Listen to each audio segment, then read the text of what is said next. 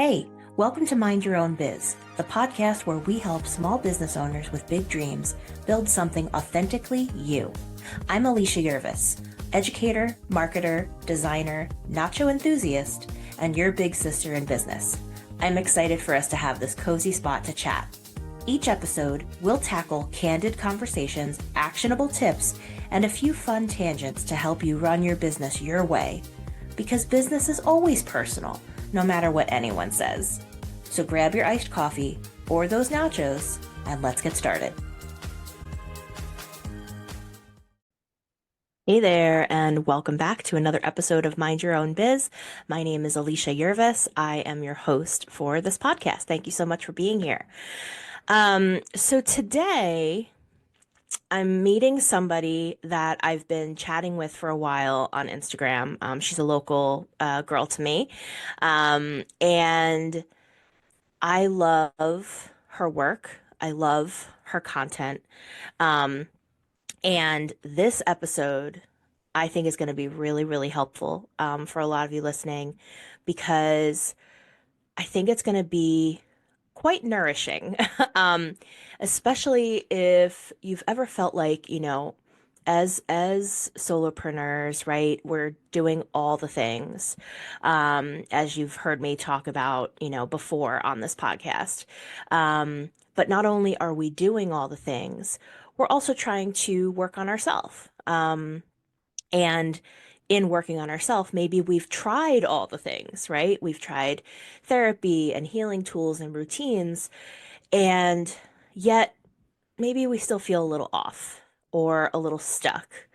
Maybe even a little, disconnected from yourself, your body, certainly your business. And this episode is going to be full of tools and takeaways. So if you're ready to explore healing in a way that honors your full humanity, you're in for a treat. And speaking of tools, if you're looking for support with the business side of things, I've got something for you too. I've got a freebie.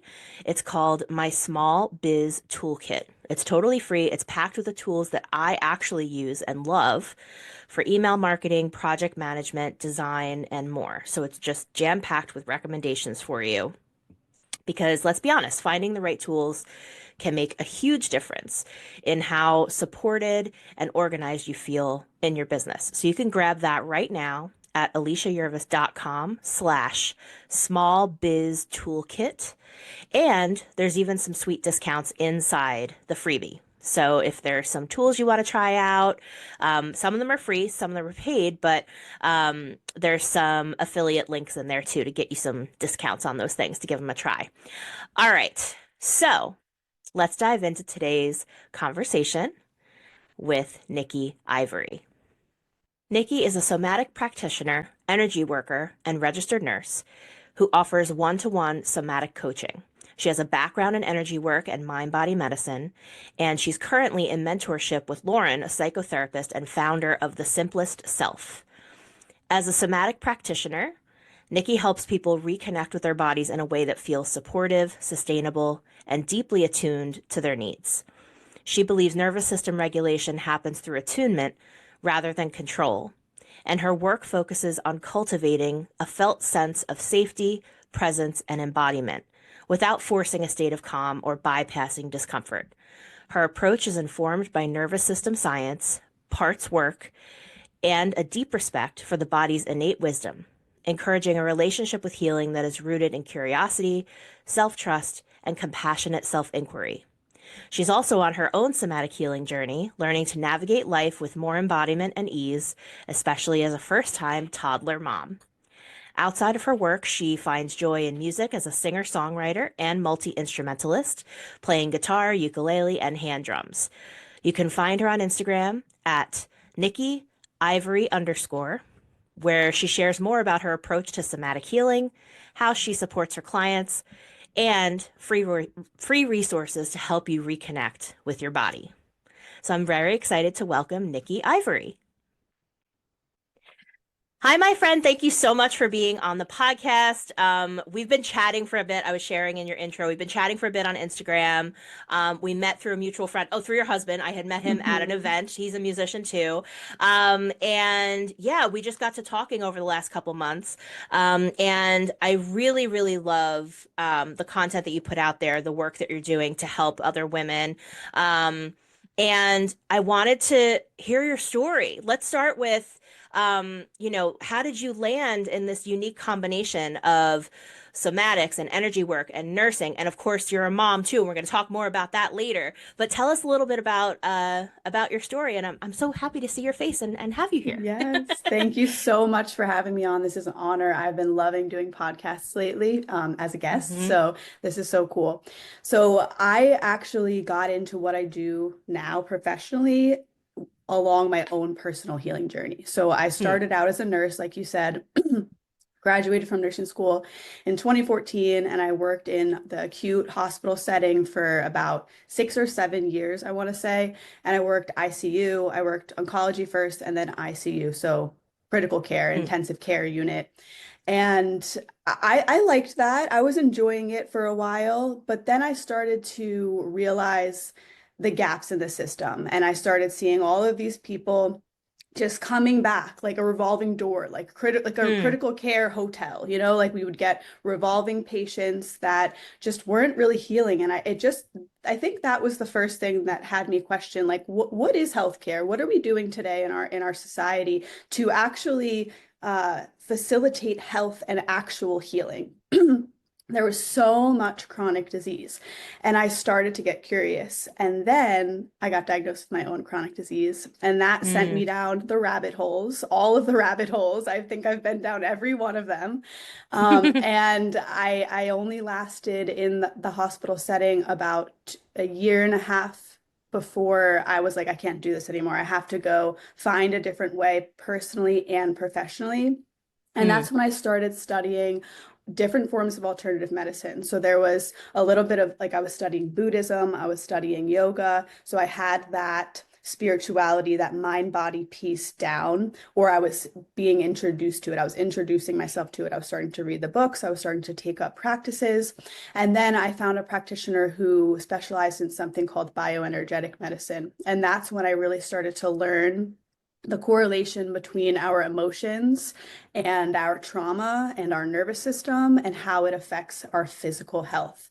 And I started Hmm. working in the alternative holistic health space, but more so focusing on the physical. But I was always looking at deeper than the physical, but I was guiding the physical. So with that, I was guiding diet changes, lifestyle changes, reducing toxic load, putting people, I was doing something called organ testing, and I was putting people on protocols of homeopathic remedies and herbal remedies based on their testing. So I was building these individualized protocols, but it was very rooted in the physical. So my clients were seeing some change, but I would notice they would plateau or regress pretty shortly after the acute shift, the positive shift that they would experience. And I experienced this with myself as well. So then I started Hmm. studying a little bit more about the nervous system. And I was like, oh, okay, if we're trying to fix our symptoms, we're still missing the point. The symptoms are messages from the body, and the messages can run really deep beyond just physical intervention. They run deep, at a cellular level, but then they also have an energetic component to it, meaning that emotions are energy in motion. So when we suppress our emotions, when we learn to suppress our emotions, they get stuck in the nervous system and continue to cause chronic stress. And if we don't resolve that chronic stress in the body through learning how to feel our emotions, then we'll always be sick. And no matter Hmm. how much we do to change our diet and lifestyle, we'll still feel stuck. And that was me for so long. So I didn't totally abandon all of the physical things that I learned, that all of the things I learned about physical health. I still very much hold those as practices myself and even guide people in that from time to time. But I really just like to get right to the root, which is usually Hmm. developmental trauma and nervous system dysregulation. And that's what it is for me. So, for instance, I have a chronic disease. I'm on medication. I eat really clean. I'm not hyper fixated on low tox anymore, but I live a pretty minimal toxic life. I'm very mindful of my products that I use, the food that I put in my body, and I'm still struggling, right? So the thing that creates the biggest shift for me in my own personal symptoms is the somatic work, the nervous system work, the trauma-based work, which we're going to get into explaining a little bit more about what all of that is. So Hmm. the timeline of my journey was like nursing, kind of curiosity around how it's all connected, and then going down the path of physical healing, and then learning about the nervous system, and then learning about the energy work component of it. So I'm trained in Reiki. I'm Reiki level 1 and 2, and I practice that in my work as well.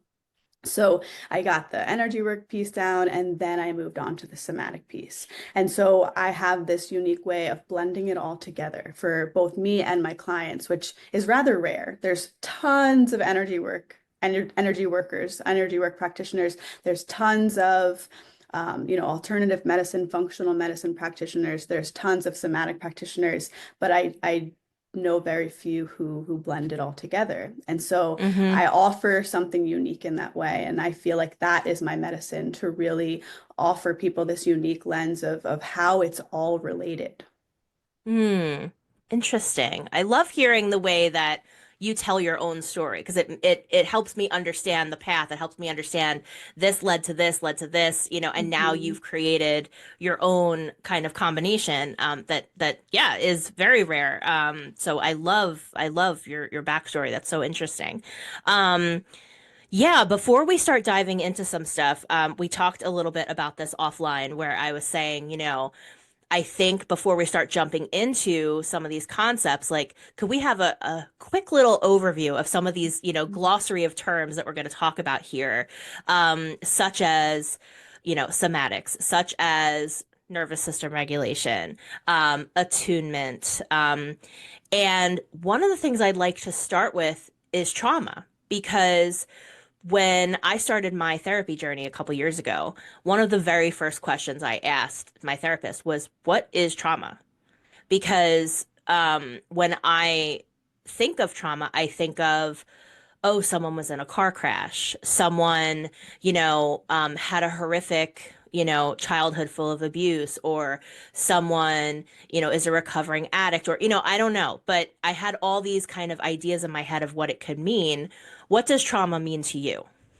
Yes, I love this question. All of the things you described are definitely traumas, and they're what we call big T traumas. They're Okay. those acute shock events. But we also have little t traumas, or more of a complex trauma. So, complex trauma is something some of your listeners may have heard of before. And so, when we look at complex trauma, it's more of, whereas the big T traumas are like one big shocking event that shocks the nervous system, and that is what the trauma is the definition of trauma is it's an overwhelming experience, something that overwhelms the nervous system past the point of being able to cope with that. So Hmm. so it's not necessarily the event that is the trauma. Does that person have the support and the resources to complete the stress cycle in the body that happens once stress happens? So Hmm. say you have a car accident, right? And the body goes into that shock state. Does that individual know how to support their body in completing that stress cycle? Do they have external support necessary to complete that stress cycle, which means just process the energy of the experience, process the emotion of the experience? Most people don't have that. Most of us don't have those support systems in place, either internally or externally. So Okay. complex trauma, think of that as like a big gash, right? Like a big T trauma is like a big gash. Small T traumas or complex trauma is kind of like death by 1,000 paper cuts. Hmm. It's just little micro events day after day after day, oftentimes during childhood, that add up to all of this overwhelming stress energy stuck in the nervous system, right? And this can Hmm. happen from misattunement. So we'll talk more about what attunement means, but attunement attunement during development years, like 0 to 3 and even beyond, we get attunement from our caregivers. So attunement with a caregiver as a child means that your caregiver can sense what you're feeling, and know how to support you through it. Is in tune. So you can think of attunement as in tune. So when a Okay. child has attunement with their caregiver, that means the caregiver is in tune with their emotions and their needs, really. At baseline, that's what it is. And a lot of times it's hard to be attuned to your child's emotions and needs if you're not attuned to your own emotions and needs. It's, Mm, mm-hmm. some would say, impossible. I think that mothers are superheroes, and even when we do lack attunement with ourselves, we still have an ability to attune to our child.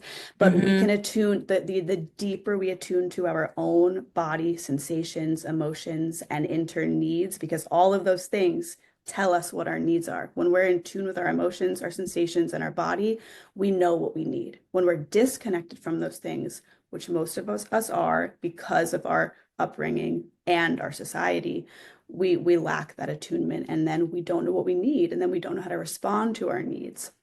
And that's when dysregulation happens. So when we are children and we lack that attunement, that is a source of developmental trauma, and Hmm. attachment wounds start to form. So we start to form our core beliefs about ourselves based on our caregiver's ability to attune to us. So if our caregiver can't attune or tune into and respond to our emotions, then we develop this implicit memory. It's like stored in the subconscious mind, it's stored in the nervous system, that our needs aren't being met because there's something wrong with us. And that's where we develop this lack of self-worth that Hmm. so many of us have today. So is that making sense? Yeah, absolutely. Okay. Absolutely. And I'm curious too, before we start, covering some of those other topics, is there, or do you find any kind of pattern or commonality with when folks start to realize they're struggling with this? Like, does it come at a Okay. certain age or a certain life event when they start realizing, oh, I need some help with this? Yeah, that's such a good question. I think it varies, but the biggest theme that I see is around 25 to 30, because that's Hmm. when your prefrontal cortex is wiring. So the frontal lobe of our brain is called the prefrontal cortex, and it's responsible for executive functioning, logical thinking, rational thinking. It gives us the ability to witness ourself, our patterns, with curiosity, without judgment. It's where we plan things. So that's actually not fully wired until like 30. For men, sometimes it's Mm-hmm. even over 30, but it starts around 25. So for me, that's actually when my diagnosis of Crohn's disease hit, was at 25, right before my 26th birthday. And from 25 to 30, I had an entire life overhaul. That's when I realized I had no boundaries. I had no attunement with myself. I just pushed through all my body's cues. I would hold my bladder in my nursing job for 12 hours straight, just totally Mm-hmm. shut off from my body. And I shut Wow. off, and I started to realize, wow, like I'm so disconnected from my body. And I started to correlate and put things together. Like I started to connect dots about what the things that happened in my childhood that led to that disconnection. And it was many things. And it is for most people. It's not ever just one thing that traumatizes Right. us or one thing that creates that disconnect from our body or our feelings. It's so many things. And so for a lot of people, I do see that 25 to 30-year-old window is like sometimes a life overhaul. Like I got Hmm. divorced during that time. I moved a Okay. dozen times. I changed careers from nursing to bioenergetic medicine, and then energy work, and then somatic healing. And I landed in somatic healing like Hmm. around my 30th birthday. So it was like a whole reorganization that was happening between 25, 26, and 30. And I Mm-hmm. see that in other people, but not everyone sees that about themselves, right? Because if we are disconnected, we can kind of just be unaware, right? We can lack awareness, we can lack self-awareness. So when people wake up to, their own trauma, sometimes people never do. Sometimes people know the whole time they're in it, the trauma is so loud. Maybe the conflict or chaos at home is so loud that they just know. And then sometimes people are in their 60s. I have clients in their 60s. So it Mm-hmm. really it really varies. Hmm. So interesting. And I didn't know that about the brain, isn't formed Okay. until didn't Yeah. know that. Very, very interesting. So, okay, so I'm understanding more. I definitely understand the attunement and in tune correlation. That was helpful Okay. as a way to understand that. But before we start diving into somatic healing 101, in a sense, tell us what that actually means. What is somatics? Yes. So the word somatic means, so the word soma, I should say, like the root of the word, Soma, in Greek means the body of an organism. So Hmm. somatics is just body-based healing. Somatics is any practice that puts us in connection with our body. But there are practices that invite us to move our body, but if we're not consciously intending to connect with it in that deeper way, it's just movement, right? So that's kind of the difference between movement and somatics. Like movement, we're kind of connecting with our body, and that's why a lot of people feel really good doing that. But when we take it a step deeper and we really set that intention to connect with the body in a way where we're listening, we're intending to listen to what it's telling us, that looks like exploring sensations, getting curious about what your overall felt sense is, right? We talk about in the somatic world felt sense a lot. So that means Hmm. what are you feeling in your body right now? So maybe everyone listening, maybe just checking in with your physical body and the sensations you feel and notice, is there an urgency? Is there a raciness? Is there tension in your neck or your shoulders or your hips or your lower back? What happens when you just bring your attention to the sensation of the seat beneath you and you tune into that support? What does that feel like? Does that bring upon any shifts at all? And just kind of that's like a baseline way to start getting curious about your felt sense is just inviting the mind into the body. What am I Hmm. feeling down here? A lot of times we're just up here and we don't even know because what's in here might be uncomfortable, right? So a Hmm. lot of, a big portion of somatic healing is learning how to create a felt sense of safety in the body despite what you've been through. And Hmm. that is a whole journey. That is the journey that I Sure, take people yeah. on in my work. That is the journey that I am on personally in my own healing, is learning how to cultivate a sense of safety within. And there are practices that can help our nervous system attune or tune into something that feels neutral. And then we can feel almost like a settling happen. And then, Hmm. we also in somatic healing really prioritize learning how to sit with discomfort and slowly expanding our capacity or our ability to be with discomfort. So maybe at first, when I start with a client for somatic coaching, there's no ability to stay with the body. There's no capacity. As soon as we turn our attention toward the body, dissociation takes over, right? It's like a spaciness or intense activation and overwhelm. And that's why we Hmm. don't want to force ourselves back into the body. It's very slow. We want to focus on connecting with the body 1% at a time Mm. until that capacity starts to grow and cultivate tools for the client or myself in my own healings toolbox to help bring a sense of neutrality or ease, even when tension or activation is present. Does that make sense? Mm. It does, yeah. And I appreciate you talking about the 1% at a time because I was going to say, for someone who's completely new to the Mhm. idea of somatics, like what's one gentle first step they could try Yeah. today on their own? Yeah. And I like what you said too about um, or I guess what I was going to say is, I would imagine that when you're starting to maybe feel, like you said, maybe feel tension in your neck or there's a raciness or, these things that you're starting to notice, I would imagine that if you're new to this whole thing, you don't necessarily need to know why you're feeling those things or what's causing it. It's just the act of being aware of it and checking in with yourself is like a great first step of just the acknowledgement piece, 1000%. right? Mm-hmm. And sometimes you never know why. I Mm. almost never. go into a practice of connecting with my body with needing to know why I'm feeling what I'm feeling. Hmm. When we actually can be with it, excuse me, it dissolves.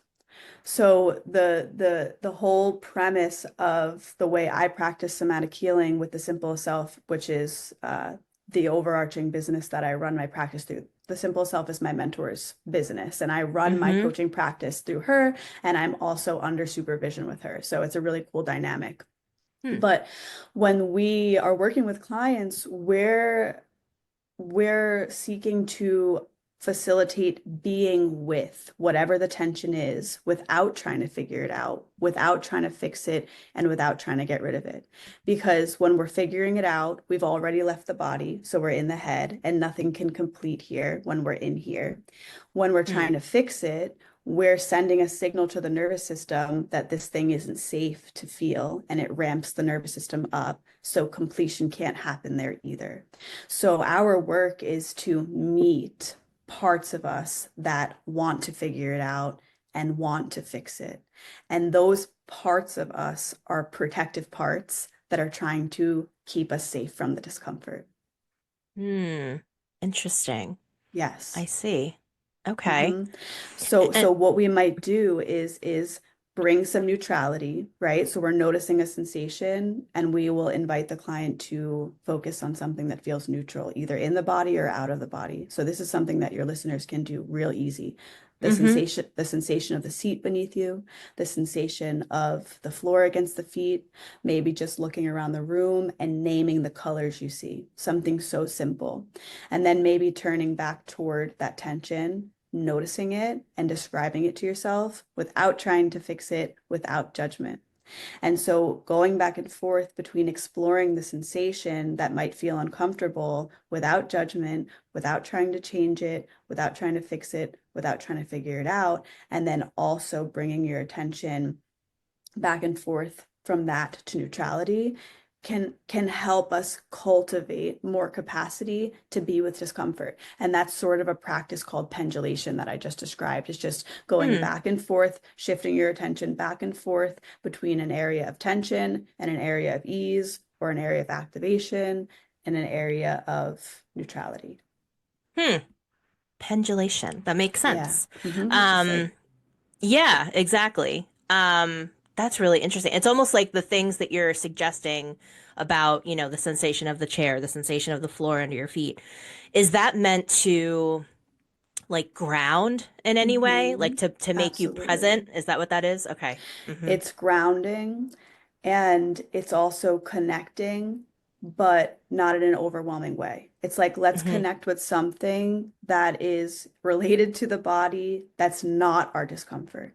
Let's Mm-hmm. teach the nervous system it's not all or nothing. Let's teach the nervous system that ease does exist. It's always both. Ease is always accessible, usually. Obviously, not in a really heightened, actually unsafe situation, but in most of our day-to-day moments, we can attune to ease or at least something that feels neutral. Because when we have experienced trauma and our nervous system is chronically dysregulated, which we'll talk about what that means in a minute, but when we've experienced that, our nervous system gets stuck in a hypervigilant state and it's tracking hypervigilantly, or more than it needs to be, looking for threat, and it's like hyper attuned or tuned into threat, and it's kind of missing the neutrality that exists. It's missing the safety that exists. So a Mm-hmm. practice like orienting, which is what I mentioned about just looking around the room, noticing the colors, that practice can be really helpful for reorienting your nervous system into the present, which is usually safe. Hmm. Yeah, I relate to a lot of that because one of the things that I am famous for is catastrophizing Yeah. and spiraling about, Yes, um, whatever. Um, of but I've come course. a long way with it. And, I definitely feel more prepared, more educated. I have, more tools and resources. I know how to like slow my roll when those things happen. And yeah, again, just bringing the awareness of the feeling, and not judging myself for it, not trying to not make things have meaning as well, has been really, really helpful for me. So I really relate to what you're saying. Um, and I also wanted to ask you, and I'm not sure if this is specifically related to what we're talking about now, because I had a question, but I saw that you have a reel on your Instagram that says resource is greater than regulate. Mhm, mhm, mhm, mhm. Could you break that down a little bit? Yes, absolutely. So resourcing me is basically what I was just describing. Resourcing our Okay. nervous system means we're supporting it. Resources are support, right? So Okay. how what tools do we have in our toolbox to support our nervous system as opposed because most of the tools that we use to cope are to disconnect, right? It's like Hmm. to dissociate, to distract, to numb out in some way. And so what and that perpetuates dysregulation. So I am of the belief that we can't really regulate our nervous system. We Okay. can only support our nervous system and create an environment for regulation to happen. Hmm. So being able to support your nervous system leads to regulation. And if that means that for the next 24 hours, despite the support you've given it, you still feel stuck in fight or flight or freeze or shutdown. We're not trying to control the nervous system. We're just trying to support it and trust that it will come back to baseline on its own in its own time. Does that make Hmm. sense? It does, yeah. I hadn't thought of it like that, but I understand. It's like you're creating a thriving environment for it to to Yes, do its yes. own thing, to calm down. Yes. Hmm. And knowing what your unique nervous system needs to feel safe is a piece of that, right? So some of my Hmm. clients at the stage they're in don't feel safe doing orienting on their own. Sometimes that can feel activating. So there's really no one size fits all, so to speak, right? It's very Hmm. individualized. And so we need to experiment and explore different tools and practices to learn what feels safe for our nervous system and what feels safe for your nervous system in one experience might be, what feels safe in one experience might you might need something else in a different experience. And so this is the deeper attunement. It's just like being so tuned into your body and your signals and your symptoms and your sensations and your feelings to the point where you speak the same language as your body and you know what it's telling you when it starts giving you these inputs or signals. Hmm. Does that make And sense? it does, yes. And for those of us who, um, for anyone listening who maybe is not a parent yet, but or maybe n might never be a parent, but maybe are looking to uh, kind of heal the lack of attunement they might have had as a kid. Mhm. um, I feel like this could be an opportunity to be that for your own self now, Yes, right? Like through, 100%. yeah, through this work. So interesting. And I'm Yeah. wondering too, like with your clients that you've worked with, and the folks that have taken your course, I'm going to talk about that later. Um, do you find any kind of common thread with if you have entrepreneurs that you work with or business owners or folks that are there a couple things that are specific to their struggles? Do you hear people mentioning the same stuff all the time from a business owner perspective? I'm just curious because I know Yeah. like something that I hear a lot from my students, my clients is I'm just constantly overwhelmed. Like, period, end of story. I'm overwhelmed with Mhm. everything. I just always feel like everything's on fire. I feel like I take care of myself last. Um, I don't even know where to start. I don't have time for healing. I don't have time for, um, you know, wellness, or I don't have time to take a break or a pause. And I Mhm. just wonder, if you hear stuff like that, or what do you hear from, some Yes. solopreneurs that you work with, maybe? Yeah, I do work with entrepreneurs and just reflecting on that, there's two types. I feel like there's two types. Hmm. There is the type that is um over scheduling, overproducing, overworking, burning themselves out basically, Mm-hmm. and Mm-hmm. always kind of on that hamster wheel of productivity. And then there is the type of person that has all of the ideas floating around in their head, notes upon notes upon notes upon notes in all of their different journaling areas of what they want to create, what they want to offer, what content they want to put out, but are so stuck and feel like they can't just do it. They can't complete anything, right? That Mm-hmm. was me, actually. I was the latter. Mm-hmm. So those are two different types of nervous system states that individuals get stuck in. So there's either Mm-hmm. hyper arousal or hypo arousal. Hyper arousal is the sympathetic branch of the nervous system. It is the fight or flight response. So when people, due to trauma or chronic stress, when people are stuck in hyper arousal, they're very successful business owners.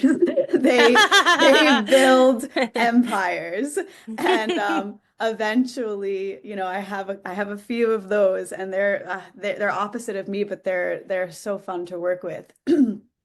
I feel like that I'm a balancing energy for them because Mm-hmm. I've lived in hypoarousal my whole life. So, and I'll get into that next, but yeah, so there are a lot of core beliefs around what it means to be productive. I have some clients that during early childhood, they only received love and attention from their caregiver when they were productive. So they developed a core belief that I am only worthy if I am productive, and they get stuck on this productivity hamster wheel. Does that make Mm. sense? Mm-hmm. Yep. Oh yeah.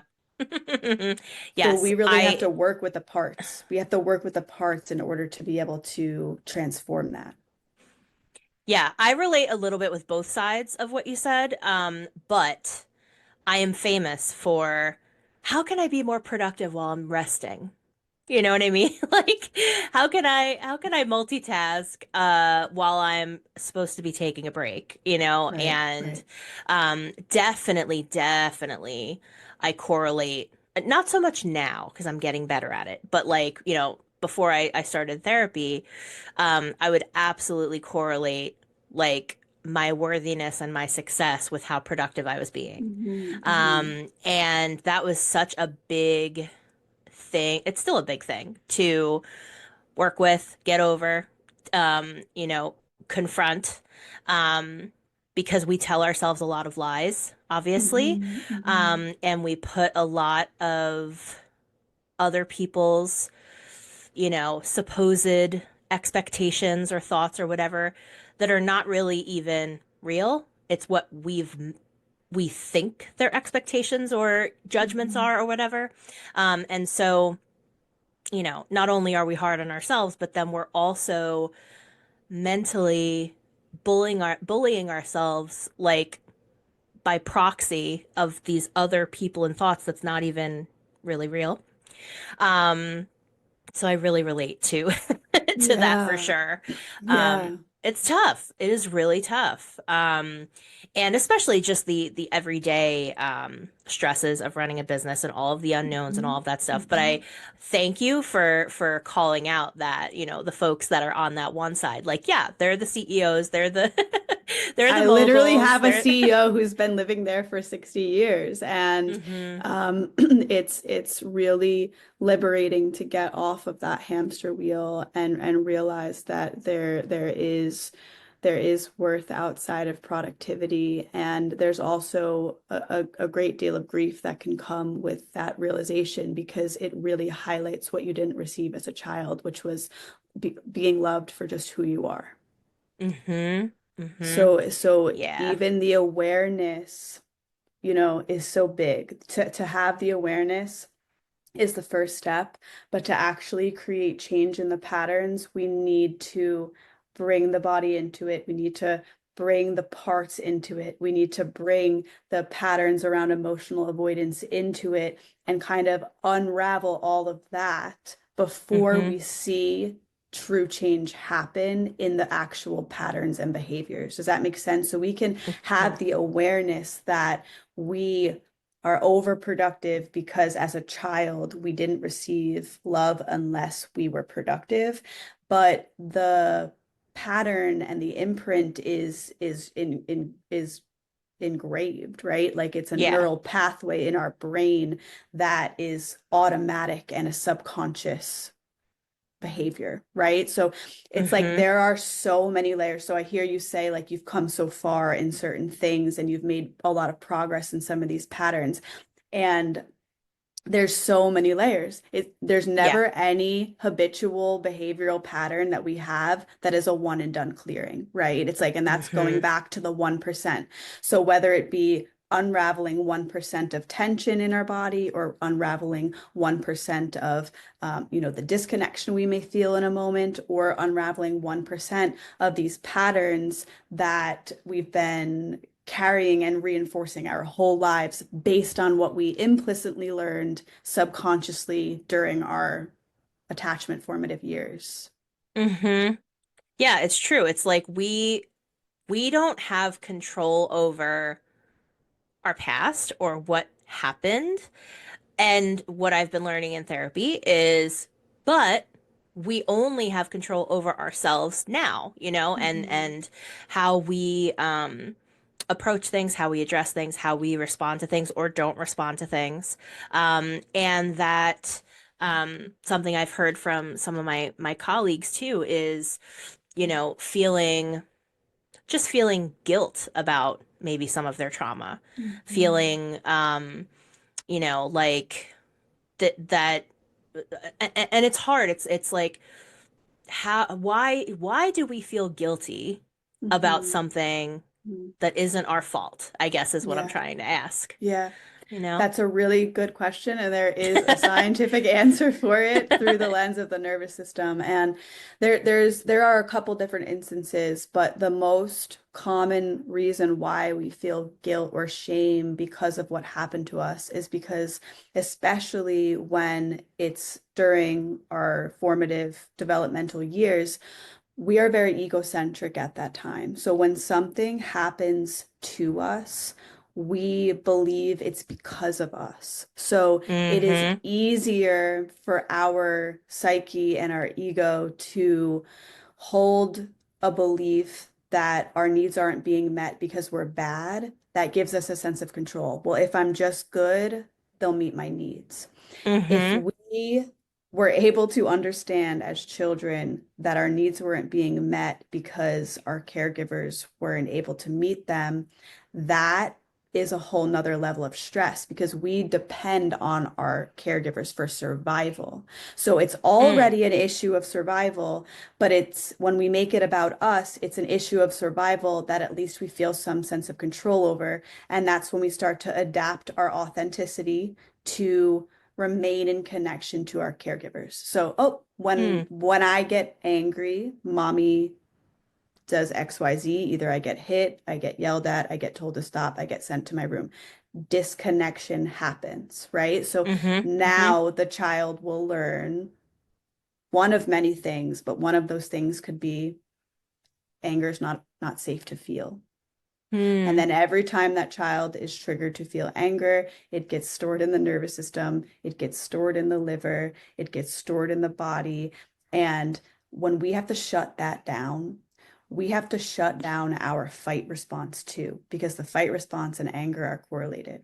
So when we shut down our fight response, we lose access to setting boundaries. So then we become Mm. people pleasers who have no idea how to feel anger, how to even experience it or process it in our bodies, and that usually develops into some sort of chronic illness later down the road. For me, it was at 25 and it was Crohn's disease.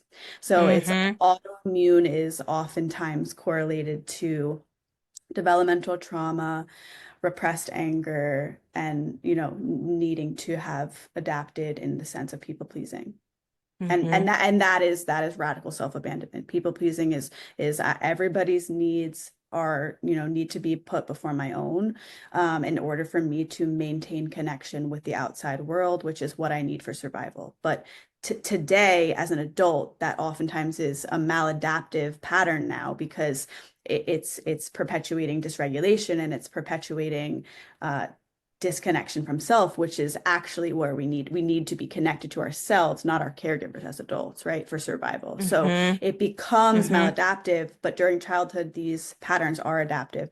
And so just, yeah, the egocentrism is one reason why we take on that story of shame and guilt and that it's our fault. And shame for a lot of people also can be a protective part, like that inner critic you mentioned, right? Like that bully part. Like that Yeah. is a way that we can have a tendency to try to force ourselves into changing, but shame immobilizes the nervous system actually, and change can't happen there. Mm-hmm. So in Mm-hmm. the work that I do, we have to really tenderly, gently, with deep attunement, meet these shame parts and hold space for them and validate their experience. And when I say parts, I mean like looking at all of these patterns as protective parts of you. And most of the time, it's like a part of your inner child, right? So a lot of times I'll have a client, we'll be in session and we'll be doing this type of parts work and we'll be getting curious about how old the part is. A lot of times these people Hmm. can very clearly see that part's 4, that part's 8, that part's Hmm. 10. And we start exploring what experiences happened around that time. And there's usually a direct correlation to the behavior that we're visiting or we're sitting with or reflecting on the pattern. That's so interesting Yeah. about, when did these begin? What's the origin story of each of these Mhm. parts? Yeah. Um, I never heard of that before. Yeah. But it's funny because as you were talking about, um, everyone else comes first and that type of idea. I am someone who struggles with emotional monitoring. I emotionally monitor frickin' everyone. Mhm. And I'm working on it, but I don't I don't specifically know where it started. I have my suspicions, but I do being more aware of it now, I do just see how I bring that into other things. Like when it Mhm. happens, it's like I'm aware of it now. Whereas, for 40 something years it was just like par for the course. Now it's like I'm doing it again. Why the frig am I doing that? Like, that has nothing to Mhm. do with you, or they didn't ask you, or you don't actually have the facts of the situation. Like facts versus feelings is like a thing for Yeah. me.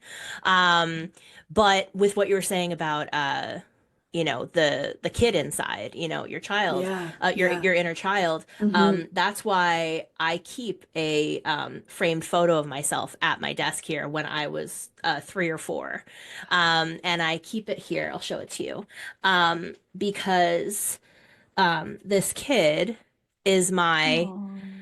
creative director. Wow, I love that. And I make sure that I can, look at her every day and, try to do my best to take care of her, and be inspired by her. Hmm. But I know she went through a lot too. And Yeah.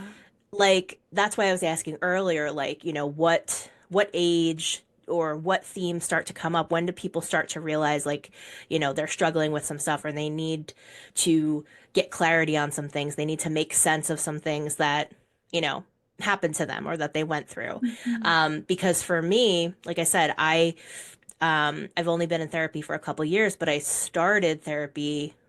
I was 39 when I started therapy, and I'm 42 now and I'm still in therapy. And my therapist is the best. I love her so much.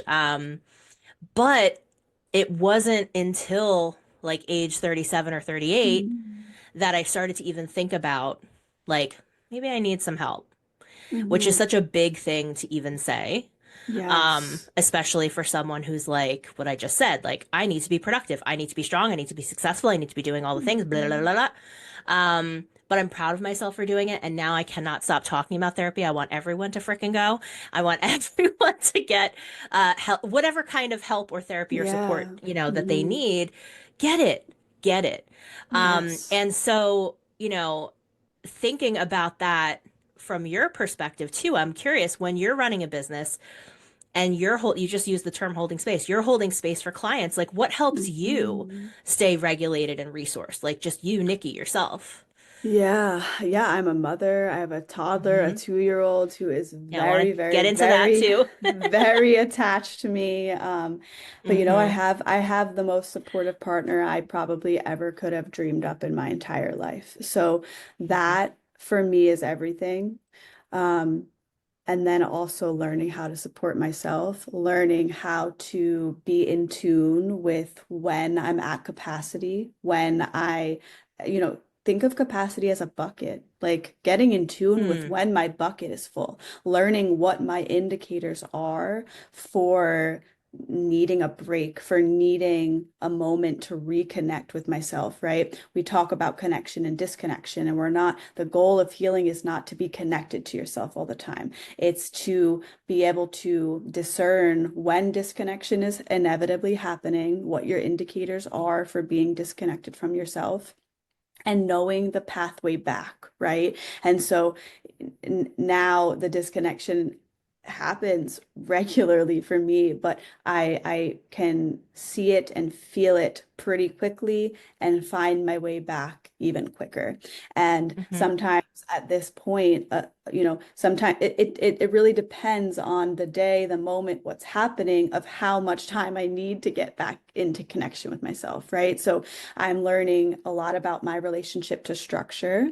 And so when we talk about, just entrepreneurship and motherhood and juggling everything and knowing what my capacity is and knowing when I need to do something to recenter, it's like the structure piece of it is huge for me. That's something that I was always like resisting, and that's also due to my own developmental trauma and the attachment style that I developed as a child to cope with my current or my past experience. I Hmm. resisted masculine. I resisted masculine, and structure is masculine. Scheduling is masculine. Action is Hmm. masculine. Doing is masculine, right? And so I have had to learn how to find so I found structure to be unsafe. I resisted it. Hmm. Everything in my body resisted it. When I thought about holding a calendar, I did it briefly, but I would let it go, right? I would think about scheduling my week a little bit more structured, and I would do it for 2 weeks and then I would let it go. So I had to really continue to get curious about, there was a time where I was like, for sure I have ADHD. For sure I'm neurodivergent with the patterns that I have. And what I started to realize is, yes, I may, but it's also rooted in my attachment wounding. And so once I started getting really clear on that, and I started to learn how to feel safe with structure, which came with a lot of processing of my trauma. Now I'm starting to feel more and more okay with structure. And so that structure has helped me like be able to tune into my capacity a bit more, right? Hmm. And I'll give you an example. Like I was seeing clients every day Hmm. because I thought that that's what felt best for me. And maybe it did when my child was an infant or, a little bit younger and I couldn't be away from her for a whole day. But now that we're in a different developmental stage, I had to realize, and my mentor, Lauren, helped me realize this, I needed to have only 3 days a week of clients, right? And Hmm. now that I have 3 days a week of clients and I know what those set days are, I can structure my weeks with Hmm. more time for myself, right? So I wasn't getting that with the way that I had created my schedule and lifestyle. And now I know that I need the structure to have enough moments where I can tune into myself and come back to connection if I'm feeling that capacity bucket is full. Does that make sense? It does, yes. And as someone who does have ADHD, Okay. I I totally know what you mean about the Okay. structure side. Yeah. Structure is scary. Um, I have a joke with my virtual assistant Caitlin where I'm like, okay, so like I need structure, but I need it to be like loose, flowy structure. 100%. I need it to be Absolutely. I need it to be super flexible. I need to be able to change my mind like when I feel like it, but like I need to see the structure so I have something to work towards and like try to do, but like it might go a little swirly and like that's fine. I might skip this, that's fine. And Hmm. for whatever reason, that weird kind of hybrid thing works really well for Yep. me because it brings in some structure, whereas before I was just like spinning around with no kind of Hmm. plan, throw things at the wall, see what sticks, like la la la. And now it's like, okay, calm down. As long as I know that this structure is not steel or concrete, it is less scary. Now, what I did not know is that structure is masculine. So you just gave me a light bulb moment about that, which I think Yes. sets off a whole other freaking can of worms over here. Hmm. But Hmm. I love knowing that. That's so interesting. And Yes. I would imagine that the flowiness is not Feminine. masculine. It's feminine. Uh-huh. Yep. Hmm. Right, right, right. So the masculine in the equation of masculine and feminine energy, we all have masculine and feminine energy, whether you identify as Mm-hmm. female or male, we all Mm-hmm. have both. Right. And it's the yin yang. It's literally the like just picture the yin yang. That is masculine and feminine energy, right? And we need this divine union, right? Mm-hmm. If we're resisting the masculine energy within ourselves, that manifests as lack of structure and all of that, right? But what happens when there's lack of structure? There's chaos, right? So when we Yep. talk about the equation of masculine and feminine energies, and this is the energy work side of things, this is the energetic side of things, we so the masculine is the container and the feminine is the chaos in the container. Hmm. So if there's That no sounds right. contain yeah, so if there's no container, there's just chaos, right? Right, And right. I grew up in chaos. So another Okay. reason for me resisting structure is because chaos is what's normal and what's familiar. Your Mm. nervous system deems anything unfamiliar as unsafe. So if I never had structure as a kid, then structure is going to be unsafe to my nervous system today. And it's one thing to consciously know that, but in order to really create a shift in the pattern, we need to unravel a bit of that somatic story, right? And also learn how to create safety with that thing, which for me is structure. And what you are speaking to, that fluid structure is also my sweet Mm-hmm. spot.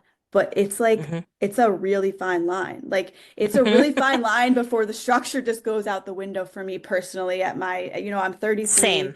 I'm only like 3 years into my prefrontal cortex being developed and me feeling somewhat settled and safe in my life. Like Mm-hmm. I didn't feel safe in my life until like 30, until around 30. And even so still I'm ironing out the fine details of creating that safety for myself. And so yeah, the masculine and the feminine energy represents so much. And that's another thing that I love to get curious about in both myself and my clients. Mm-hmm. Love that. That is so interesting. Everyone listening, you need to pause. You need to rewind 3 minutes and listen to that section again. Because that was so, like, I'm a visual learner. So as you're talking, I'm like visualizing what you're Okay. saying, which helps me then understand it even more and remember it. But I love that. I never thought of it that way. So I Yeah. love that. Um, so okay, motherhood. You are a mom. She's a toddler, right? Son, Toddler, daughter? she's 2. She's She's two. Okay. a little girl and she just turned 2 in March. Aw. Yeah. So, talk to me about that.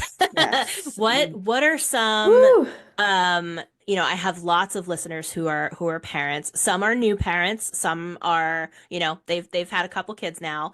I saw a reel where you were talking about funky mom days. Oh, Um, yes. Hmm.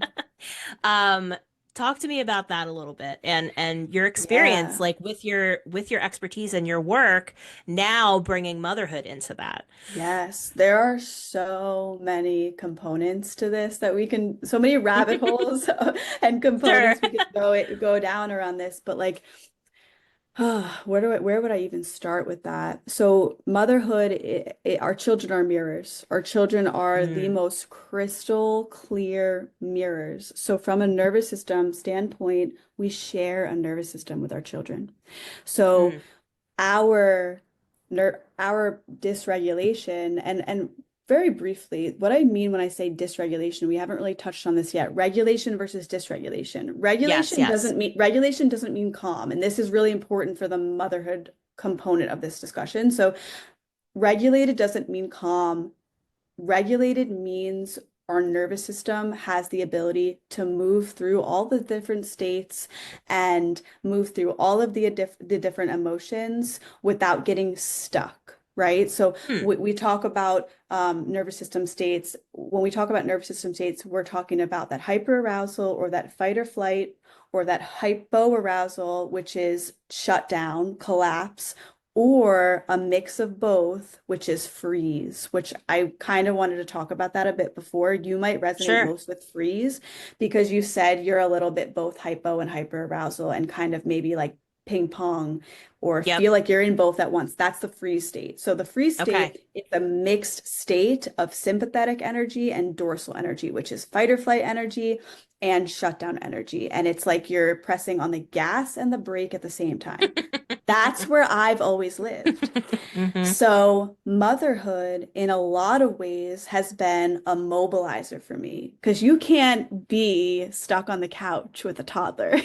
You Sure, can't sure. be stuck on the couch for long periods of time with someone depending on you, right? So, that has been a huge piece in my puzzle of finally feeling like I'm getting out of freeze mode and I'm not chronically stuck there anymore. So dysregulated means we have had experiences in the past and the present that have kept us stuck in this state, in a survival state, and we don't really have much access to feeling safe in our body.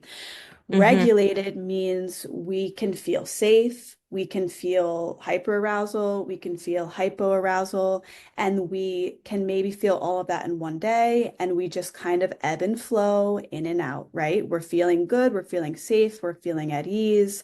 A stressor Hmm. comes in. We drop down into hyperarousal fight or flight, where we're a little bit mobilized, whether we're problem solving or we're getting the task done or we're doing a workout, we're able to be in that sympathetic state, but have the awareness and have the tools to support ourselves through that state, right? Hmm. Um, and then we can also have days where we just feel like I mentioned in the reel in a funk. We're in dorsal Hmm. maybe. We maybe had a really big week and now we're feeling a little bit more low energy, fatigue. That's the bottom of, you can envision a ladder since you're a visual person. We have safety up here, we have fight or flight here, we have freeze, which is the mixed state here, and then the bottom we have dorsal or collapse. We have to go up and down the ladder. That's part of Yeah. life, right? And a lot of us get stuck in the bottom survival states and we're not really moving up and down. If there's movement, it's just between collapse and shutdown and fight or flight and kind of ping-ponging back and forth between the two, right? So that's Mm. considered dysregulation when we're only living in a state of survival, whether it's because of current stress or past or both. Does that make Mm. sense? It does. Yes, the latter visual helps me a Okay, lot. Um, perfect. and that's interesting. I didn't know that I was in freeze, but it makes sense when you explain it. Because yeah, if you're pushing the gas and the brake at the same time, you're not going anywhere. And you're like you just yeah, you're feeling stuck. Right, right. And yeah. Hmm. Yeah, and so for motherhood, right? Yep. So for motherhood, we share a nervous system with our children. And so that's part of the reason why they're clear mirrors, right? So I'll give you a little bit of an example. Like over the last 6 months or so, my schedule has gone from like 6 clients a week to like 15 clients a week. That's a big Wow. jump, right? For me Hmm. and my child who now has Hmm. to be separate from me more and more, right? And then I've taken on podcast guest episodes and I've taken on other Hmm. projects and I'm doing a lot for social media. So it's even more than the 15 hours away that we spend apart each week. That was hard for her, right? And so Yeah. the last 6 months, like there's been a shift in her behaviors, in the sense of like she has really hard time falling asleep at night. Is extremely she was extremely clingy with me. um Insatiable needs, right? Like she would need apple juice, milk, for me to hold her and to go outside all at once, and it would just be like meltdown, that like they can't all happen at once. You know what I'm saying? Like you see the Yep, picture, she's yep, like, and like in totally. a lot of ways, as a society, we're like, that's just the terrible twos, that's just toddlerhood, that's just. But I just remained curious. I was like, she's not doing this with Scott. She's only doing this with me. As attuned as I am to her, something is off, you know? So I Hmm. had to keep getting curious and about my own part in her presentation. That's the mirror Hmm. effect. So for almost a year, it was a fight to go to sleep every night. And I started to realize sleep poses a threat of separation from me. And Mm. so all of this, even though I'm as attuned as I think I can be, something is missing, something needs to shift. It was my schedule. My schedule wasn't structured enough for her. It was every day. She didn't know when I was going to be leaving, so she felt that anxious attachment of needing to be, with me all the time, because she didn't know when I was coming or going, created Yeah, an instability for both of us. It also created an experience where I felt scattered, right? Because my client sure. schedule was unpredictable. It was all scattered throughout the week, and I'm trying to plan everything around that. So now I'm on my phone more in front of her, trying to schedule posts and posting. And, my 2-year-old's asking me, what are you posting? When she said, what are you posting recently to me? I'm like, I'm posting in front of her too much. Like, it's cute because like her parents are content creators. So of course she's going to get the language, but she's like, what are Yeah. you posting? And I'm like, oh crap. So Yep. over the last few weeks, I changed my client schedule. I made sure we have days where I'm intentionally devoting most of my attention to her all throughout the day. And we're making more time for play, more time for connection, more boundaries around my phone. That's what I meant before when I said I've needed to learn how to implement structure in my life in order to have Hmm. ease. Everything felt chaotic because I didn't Yeah, you have a said you had no container. boundaries. I had Yeah. no boundary. I had no boundaries. And like that, Mm-hmm. and now I have boundaries in my relationships, but I was still struggling to have boundaries in my life, and with my phone and with my work and with my clients and things like that. Sure. And she was feeling that. I was feeling scattered, and she was feeling that. So I have what's called, if anyone listening is familiar with attachment theory, it's pretty common now, and a lot of people are starting to hear it, at least on social media. Attachment styles, attachment theory, codependency, anxious attachment style versus secure Hmm. attachment style versus avoidant attachment style. Then there's the disorganized attachment style, which is a little bit like push pull.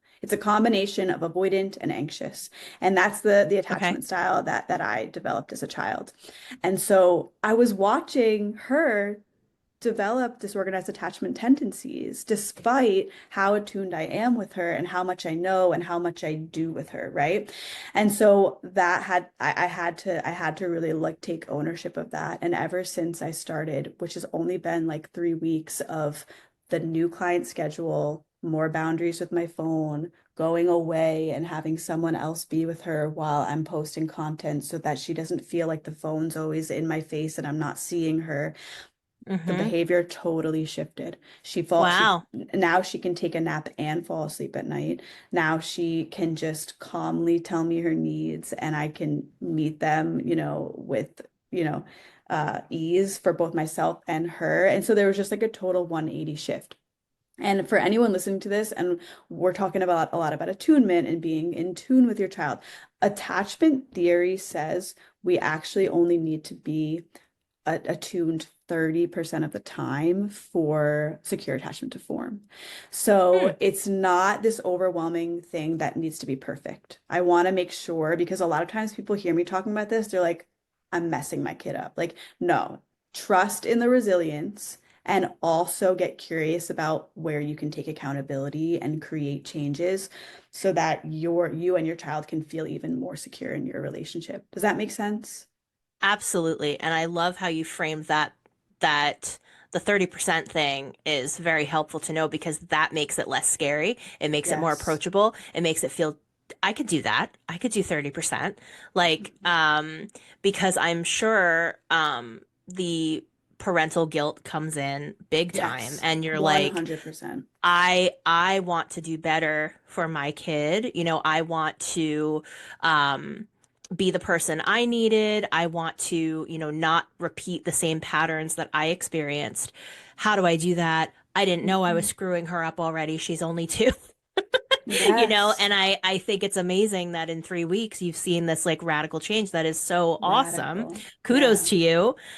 Because I was going to ask, like, with the work that you do, um, how do you incorporate your Mhm. skill set and your awareness and some of these strategies and tools with your relationship with your child? And you just explained exactly Yeah. like a real a real life Yes. example Yep. that's been so helpful and amazing for your family. So I absolutely love that. I'm really Yes. glad to hear that. And it makes sense. Like as you're explaining, the she didn't know when you're coming home. She didn't know if you're coming home. She doesn't want to go to sleep because that's FOMO and mom's not here. And, it all makes so much sense when you explain it. But I'm Hmm. sure in the moment you're just like reeling and trying to figure out what the heck is going on here. Yeah, and Mhm. another layer of this in relation to motherhood is the emotional aspect of it, right? So like Mhm. what those experiences with her when we were meeting again, when we were like pushing up against those more challenging behaviors like screaming, hitting, Mhm. not like fighting for hours to not fall asleep at night. Like I'm the one putting her to sleep and she still won't go to sleep, and it's like what Mhm. was triggered for me, right? I mentioned before just like the repression of anger and the people pleasing patterns, and like I never had an ability to access my fight response. When she was around 1 years old, that's when she started having the sleep issues. And what it triggered for me was rage. That was my Wow. first experience with mom rage because she, as a almost toddler, she was like heading into the 12 plus month range, she started hitting me, right? And it's like Mhm. that is going to trigger my nervous system into a fight Sure. response, right? So it started as that, and then we worked through the hitting, and it only lasted a couple weeks. And then a few months later, it like resurfaced, and I really had to get curious. I am of the belief that all of our behaviors, even as an adult, are communication from the nervous system. All of our patterns are telling us something about what our parts are doing to keep us safe, and that is a reflection of our nervous system and our nervous system's needs. So we also have to get curious about what our children's behaviors are communicating to us. So that was the Mhm. start of it. But even though I'm getting curious about what my child's behavior is communicating to me, I'm still human and I still have a nervous system and I still have emotions, right? So all the Right. while I'm sitting with that, I'm also sitting with this, with my experience with it, which is, wow, I feel frustration. And then I sense it builds to rage. And then I want to yell, which is what my mom did. So I started noticing patterns in myself that I thought I would never have as a mother because Mm. of what I know. I know the impact yelling had on me. I know Mhm. the impact yelling has scientifically. It causes traumatic brain injury to a degree when children are chronically yelled at. Yet I couldn't do it because I couldn't not do it because it was a reflexive impulse, right? And it's like Mhm. the anger that was stuck in my body was so big, the fact that I didn't ever know how to access a fight response in a healthy way, I would just go from 0 to 100 and I would be triggered like that, and then I would just be impulsively yelling, and then I would have to reel it back in, go do something, scream in a pillow, come back and apologize. So when we're talking about building secure attachment in motherhood and attunement, it's not that we're not going to mess up. It's not that we're not going to ever react. It's just that we need to have the accountability and repair, right? So when Mhm. I would come back with her and I would be like, Mommy got really frustrated. It's not okay for me to yell at you like that. I'm so sorry. Does that feel scary? And her and my bodies both simultaneously would Wow. unravel, soften, we would both cry, and we would be back to regulation. Not because we tried to control the situation, because we allowed everyone's emotions to surface, to feel seen and heard, and come back together and repair. And it's in Hmm. that repair that the stress cycle completes. So I yelled at her and it activated her nervous system that was already activated. If I didn't repair that, she would stay stuck in that activation. And that's what happens to most of us. Because I repaired it, it allowed the stress cycle to complete and it allowed her to come back to safety.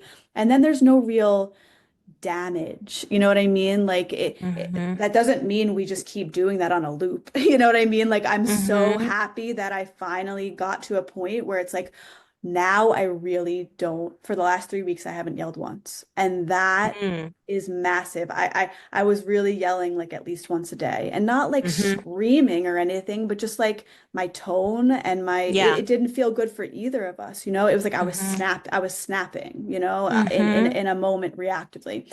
And so that emotional component, in order to be able to have those experiences, we need to know what we're feeling and we need to know how to move that feeling through our body to completion. And we need to create the safety for our nervous system that's needed to even be able to do that.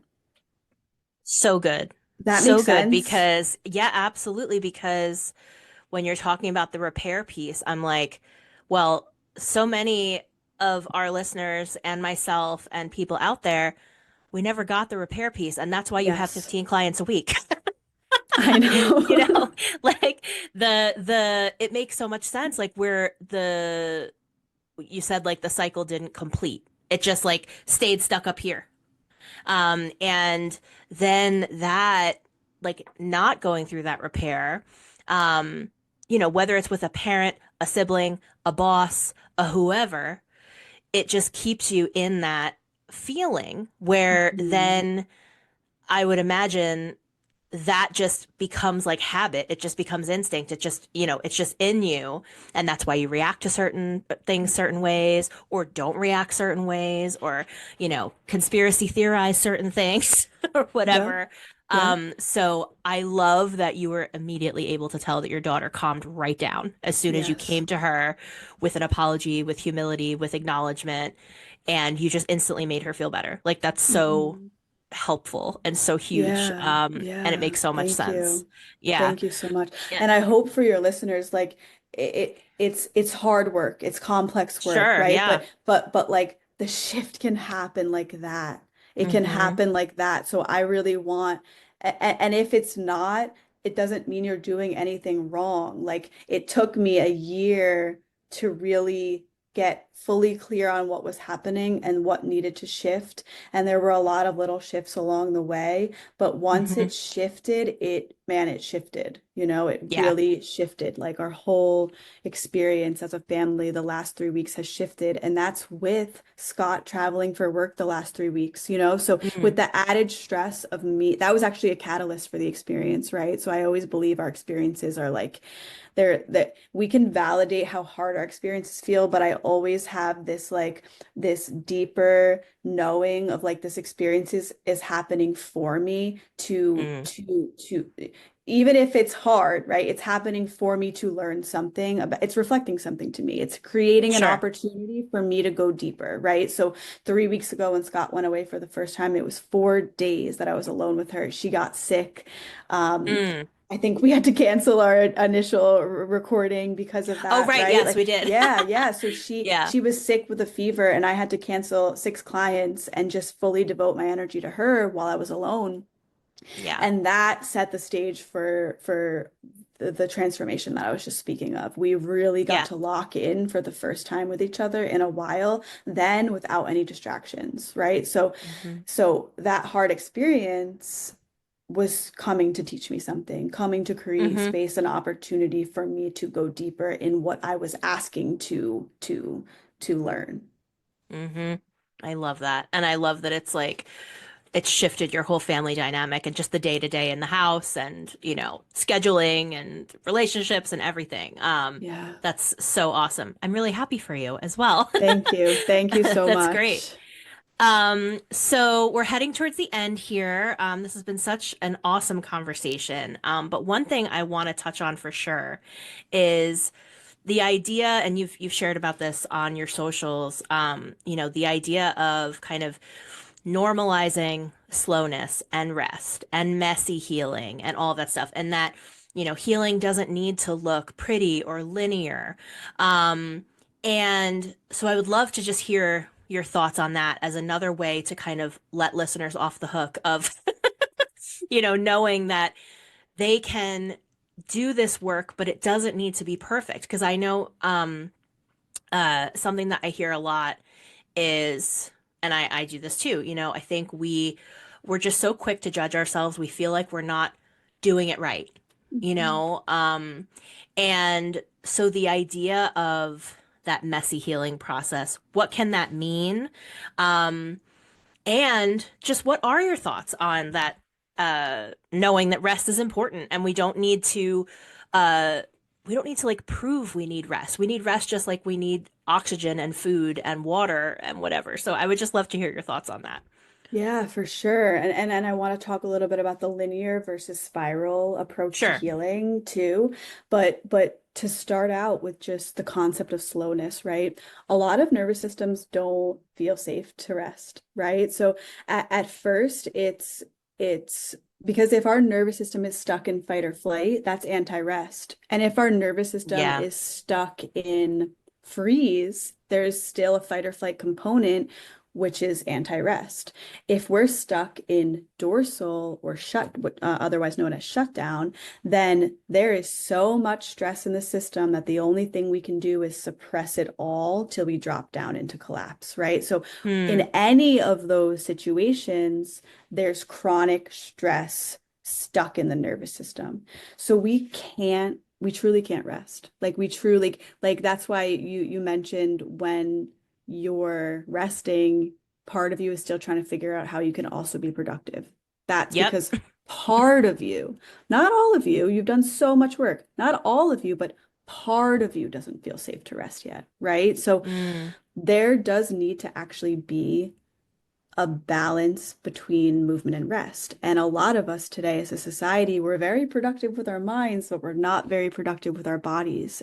And when we Mm. become productive with our bodies with the intention of somatic healing and nervous system healing, we can discharge energy. We can discharge chronic stress, chronically pent up stress energy that's in the system through movement, through vigorous activity, right? So sometimes we feel really tired and what we think we need is rest, but maybe first we need to discharge some stress energy by going on a walk or Mm. shaking out your limbs or doing some weightlifting or whatever it is, right? And so Hmm. a lot of us feel like we can't rest because there's so much pent up survival energy in the system. So we need Hmm. to work that out first before we can. It's not enough to just know that rest is important. Our nervous system has to feel safe to actually access that rest. And that's a lot of the issues that we see today is like the Yeah. protective parts are in the driver's seat. And while your body is saying, dude, we need to slow and chill out, like the parts are like, like, nope, like we got to keep going. We got to, you know what I Yeah. mean? Like, otherwise we'll Yeah. die. You know what I mean? So it's Yep. like these parts of us believe that if we don't stop, I mean, if we don't keep going, we'll die. And everybody Mhm. has their own story. Everybody's parts has their own story around that. And that's what I help people get in tune with is like, what are your parts saying? What are your parts feeling? What are your parts needing to feel safe enough to rest, right? And Hmm. that's a whole journey of, but that's one of my favorite aspects of the work is really like meeting parts like that. And Hmm. it becomes a dialogue between you and your parts of reassuring them like, hey, I see you want to do this, this, and this because you believe this, and this. And please just trust me. Like, trust me, the inner leader, the authentic self, to take the lead here, right? And Hmm. our authentic self has to rebuild trust with our protective parts in order for them to feel safe enough to start letting go of their extreme roles. And if productivity is Mm. one of them or anti-rest is one of them, like that's a process that has to happen. But yeah, we do need rest, and rest is so productive. When I actually can tap into the type of rest that is truly restorative, my creativity and productivity soars the next day. Absolutely. Yep. Absolutely, it soars.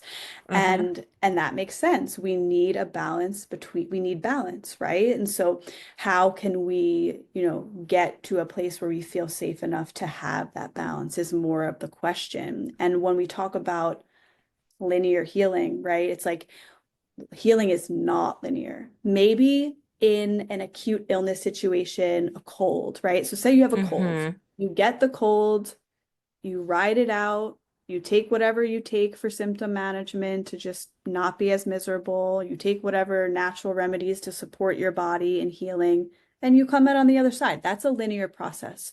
Sure. Chronic symptoms, mental, emotional, or physical, or behavioral, right? Like we can call symptoms like we have mental, emotional, physical, and behavioral symptoms, right? Hmm. Like any of those chronic habitual things, none of it is linear. It's all a spiral. It's layered, right? So you can think of it like an onion, right? And so we're peeling back the layers of the onion, and at each new layer, we might be navigating similar parts and patterns, but at a deeper layer, right? So think about, for everyone listening, I told you guys about my relationship to structure, right? Well, I have made like I've made progress along the last 7 years, but I had to go through layers of that. It was like, okay, I made a little bit of progress about uncovering my relationship and Hmm. what does structure mean to me and why do I resist it so much? And then I was able to implement a little bit, right? And then something stressful happens, or I, get pregnant and have a baby and then get sick after, and all of these things, right? And then like life is happening. And so now I have to learn how to integrate structure at a deeper layer with a child involved and with clients involved and with a partner involved. And it's like, it's just every time we feel like we're coming around to the same thing we already thought we learned and moved past, it's just a new layer. And so Mm. I remember in the beginning of my journey about 8 years ago, I started having all of these realizations. And I thought that once I had the realization and I started doing something different, I would never have to visit it again. But it's not true. It's like it just that the layers keep getting deeper and deeper and more subtle.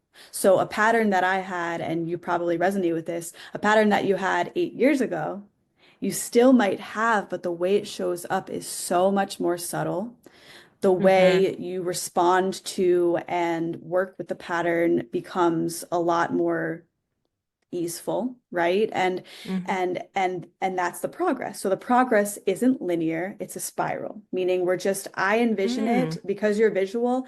I don't think of it as transcendence. We're not trying to transcend our ego. We're not trying to transcend our body or our parts or our patterns. We're not trying to get rid of our parts and patterns. All of our parts and patterns are so brilliant, and they've kept us safe. They've kept us comfortable. They've kept us within our comfort zone, right? And so it's really about just descending downward Hmm. into the body, right? So spiraling down deeper and deeper and deeper into the body. And the deeper we get, the closer we get to our core self, our authentic self, who we were when we were born, before we had to adapt our authenticity to remain in connection to caregivers. Got So it's it. layered. And so that can Hmm. inherently feel messy. A spiral can feel a lot messier than a line. Like think about even Yeah. drawing a spiral. It can get a little messy if you just keep going around and around and around and around, versus a line is very neat. So I Sure. think that when we have these beliefs that it's supposed to be neat and linear and there and perfect, there are protective parts with beliefs saying so, right? So perfectionist parts, fix it parts. I have clients who we're currently working with this part that believes things are linear, and if it's not linear, there's like this letdown in the system, right? So Hmm. working with all of those parts that believe it needs to be a certain way is part of unraveling that and actually embracing the spiral and the messiness and the imperfection, because we're not here to be perfect, we're here to live life, right? And our Hmm. perfectionist parts form as a way to keep us safe, and when we can meet them with curiosity and compassion and get to understand why we feel the need to be perfect, a lot of times we then realize, oh yeah, that's not actually realistic, and that's actually not even what I want. Hmm. Hmm. Yes. Makes so much sense.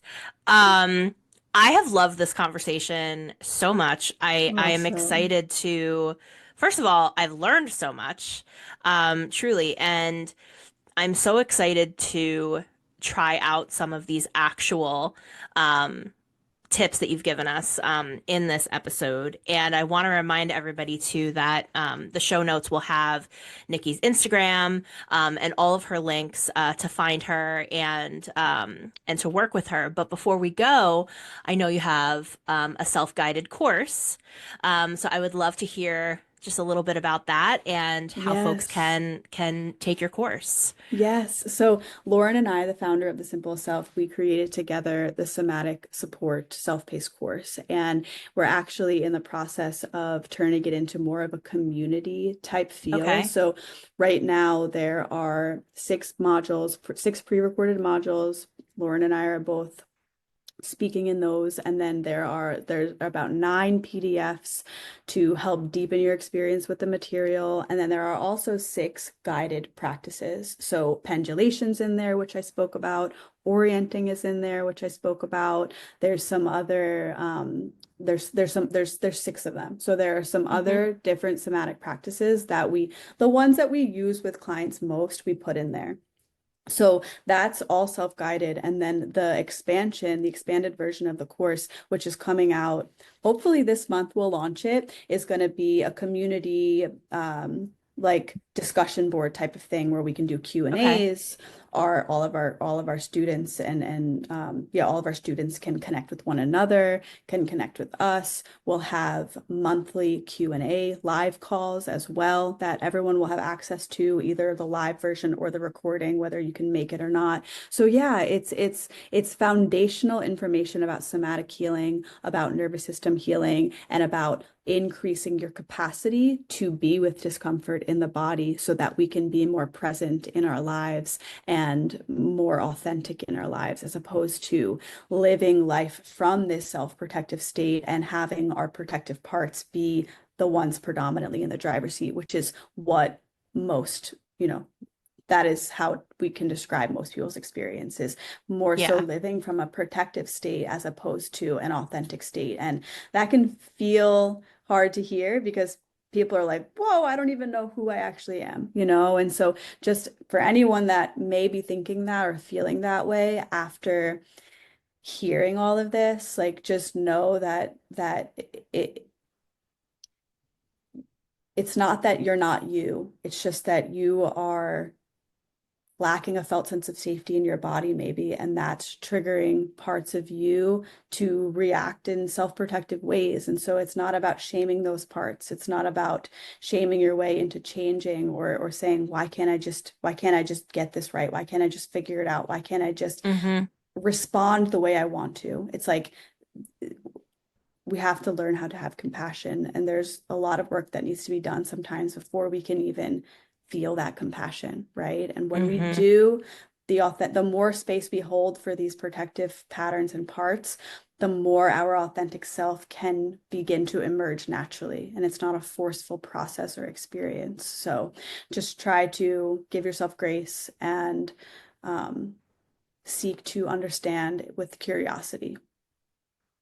I love it. I love it so much because everything that I'm trying to do with my business, with my clients, with my courses, with my podcast, with my marketing, everything is I'm trying to encourage specifically female business owners to be their authentic self in business, bring more of themselves Mhm. into their business, their marketing, their messaging, and all of that. And I believe that what you're talking about here today will completely support them in that and help them Yes. through that. So, everyone, head to the show notes. Make sure that you check out Nikki on Instagram, take her course, get in touch with her if you want to work with her and become one of those. She's going to have 16, 17, 30 clients a week now. I hope so. But this was such a great conversation, Nikki. Thank you so much for hanging out here today. And this was just such a great chat. So it was nice to finally meet you too, face to face. Yes. Thank you so much. I had a blast. Awesome. All right, my friend, I will talk with you soon. Bye bye. Bye bye.